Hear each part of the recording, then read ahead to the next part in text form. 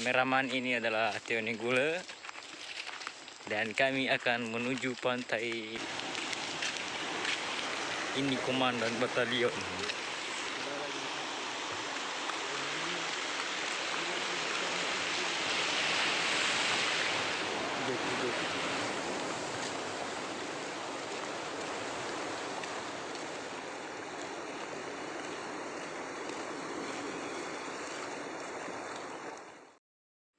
Kembali lagi di channel Atau official. Kali ini kita akan menyelam sekitar 9 meter dengan memakai perlengkapan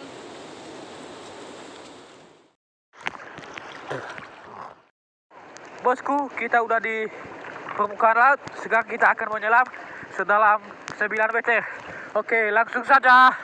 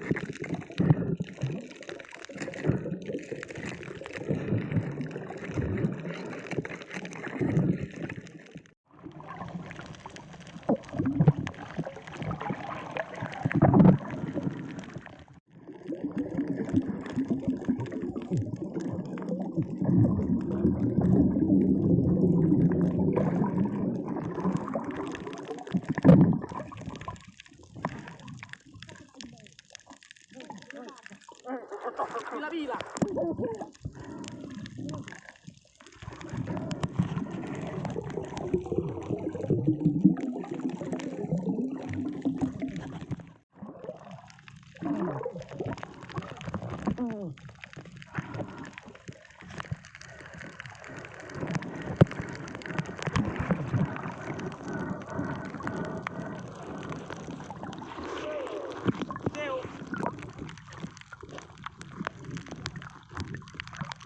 Betul.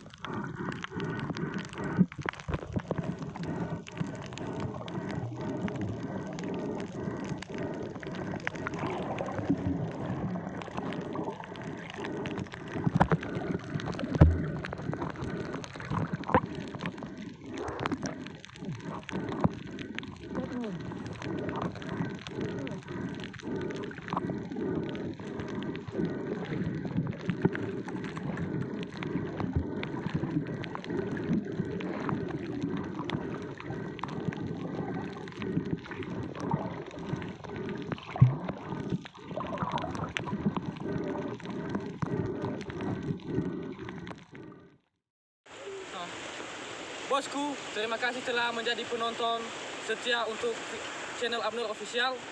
Dan saya sangat berterima kasih kepada kalian semua.